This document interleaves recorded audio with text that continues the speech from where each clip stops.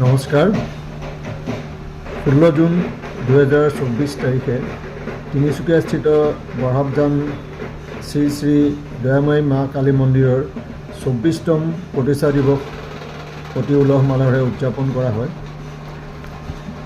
বৰহাবজান কালী মন্দিৰ 2000 চনত প্ৰাণ প্ৰতিষ্ঠা কৰা হয় যদিও আপোনালোকে জানি আচৰিত হ'ব যে এই মন্দিৰটো বহু বছৰ আগতে প্ৰায় 1882 চনত স্থাপন কৰা। তেতিয়া এখন টিং পাতৰ চালি দিয়ে এই মন্দিৰটো আছিলে আৰু লাহে লাহে এই মন্দিৰৰ গৰিমা চাৰিওফালে বিয়পি পৰিলে আৰু বহুতো ভক্ত ইয়ালৈ আহিবলৈ ধৰে।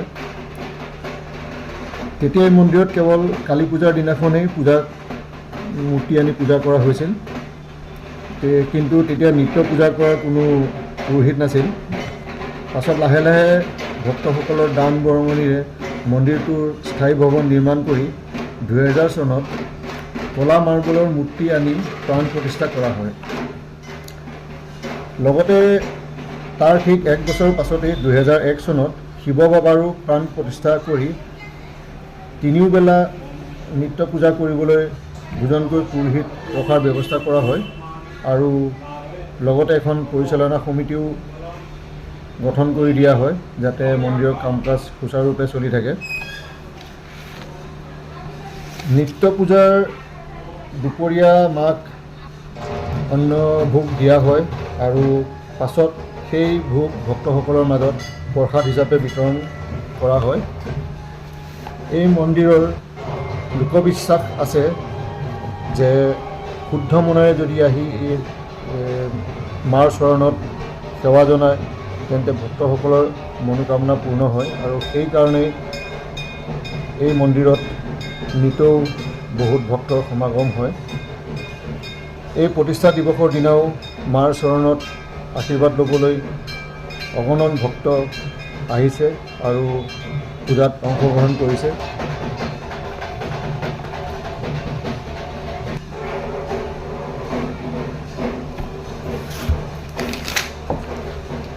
পূজাৰ শেষত সকলো ভক্তৰ কাৰণে বিনামূলীয়াকৈ খিচিৰি প্ৰসাদ বিতৰণ কৰা হয় আৰু যিসকল ভক্তই ঘৰলৈও প্ৰসাদ লৈ যাবলৈ বিচাৰে তেন্তে তেওঁলোকক বিনামূলীয়াকৈ নহয় কিঞ্চিত মূল্য লৈ পেলাই পেকিং কৰি তেওঁলোকক প্ৰসাদ লৈ যাবলৈ দিয়া হয়।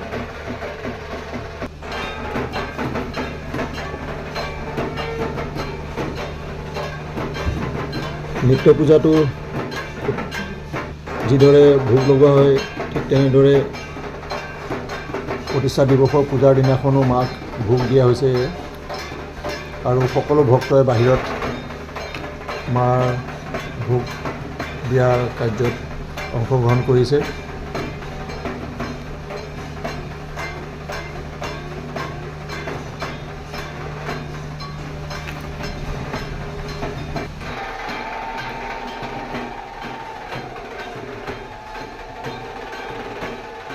মাৰ ভোগ দিয়াৰ সময়ত দুয়োখন দৰ্জা বন্ধ কৰি দিয়া হয় যাতে তেখেতে যি ভোগ গ্ৰহণ কৰে সেয়া কোনো দেখা নাপায়।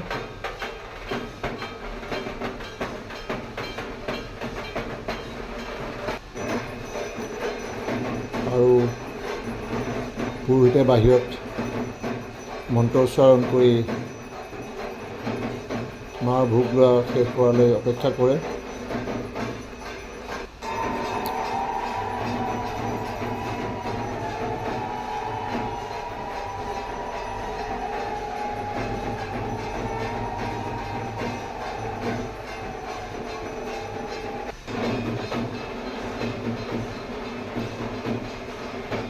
সেয়া পিছত মাৰ ভোগ লোৱা শেষ হোৱাৰ পিছতে পুৰোহিতে দৰ্জা খুলি ভিতৰত প্ৰৱেশ কৰিছে আৰু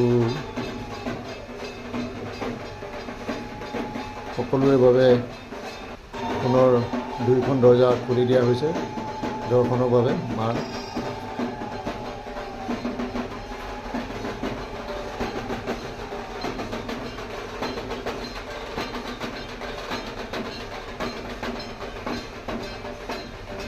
এই সময়খিনিত সকলোৱেই মাৰ ভক্তিত লীন হৈ পৰে।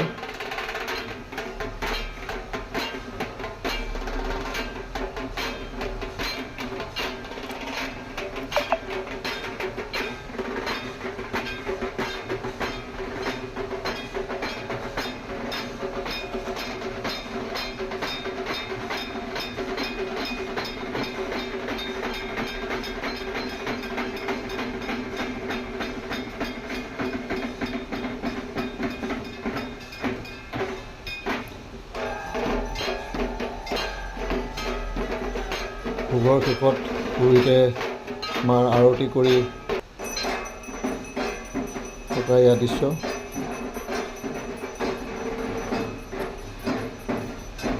সকলোৱে উৰুলি শংখধ্বনিৰে এক মাংগলিক পৰিৱেশৰ সৃষ্টি কৰিছে।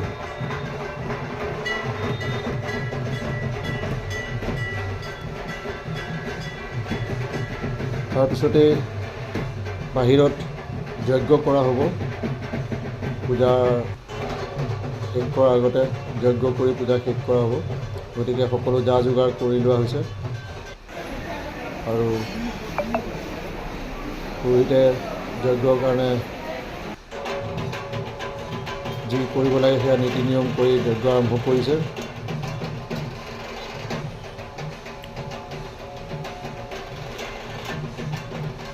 সকলো ভক্তই চাৰিওফালে থিয় হৈ এই যজ্ঞত অংশগ্ৰহণ কৰিছে।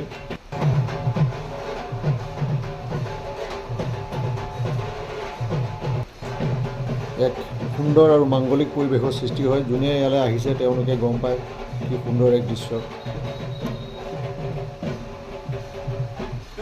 स्वाहा ओम कृष्ण जामिकलिकाय स्वाहा ओम कृष्ण जामिकलिकाय स्वाहा ओम कृष्ण जामिकलिकाय।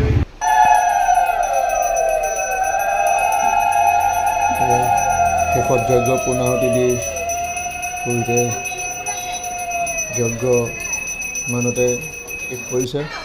তাৰপিছত যজ্ঞ শেষ কৰাৰ পিছত সকলোৱে মিলি মাৰ প্ৰদক্ষিণ কৰিছে। পুৰোহিতে তেওঁৰ মন্ত্ৰ মাতি মাৰ মন্দিৰৰ চাৰিওফালে প্ৰদক্ষিণ কৰে।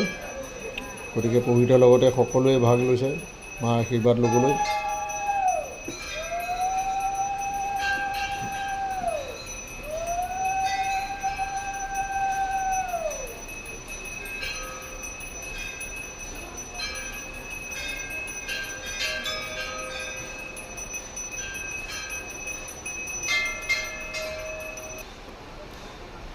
সকলো পূজা শেষ হোৱাৰ পিছতে এয়া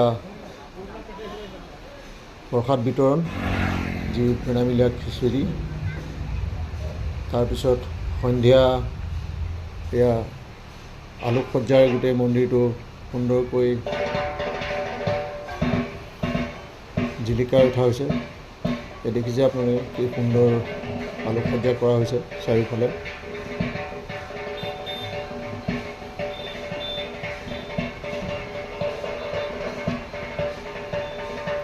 প্ৰতি বছৰে এইদৰেই প্ৰতিষ্ঠা হোৱা দিনৰ পৰা মাৰ প্ৰতিষ্ঠা দিৱস উদযাপন কৰি অহা হৈছে আৰু এক বছৰৰ পিছতেই 25তম প্ৰতিষ্ঠা দিৱস অৰ্থাৎ চিলভাৰ জুবলি পালন কৰা হ'ব 2025 চনত। সেয়া অতি ধুমধামেৰে উদযাপন কৰা হ'ব। গতিকে যিসকল ভক্ত এতিয়াও গম নাপায় তেওঁলোকৰ জ্ঞাতাৰ্থে অহা বছৰ 25তম প্ৰতিষ্ঠা দিৱস চিলভাৰ জুবলি আৰু সন্ধিয়াও আমাৰ ভোগ বিতৰণ চলি আছে। আৰু লগতে ইয়াত আপোনালোকে কাউণ্টাৰত দেখিছে যোনে যোনে ঘৰলৈ নিব বিচাৰে তেওঁলোকক কিঞ্চিত মূল্যৰ বিনিময়ত পেকিং কৰি দিয়া হৈছে। গতিকে সকলোকে ধন্যবাদ জনালোঁ আৰু মাৰ আশীৰ্বাদ যাতে সকলোৰে ওপৰত থাকক, সকলোৰে মংগল হওক তাৰে কামনা কৰিলোঁ। ধন্যবাদ সকলোকে।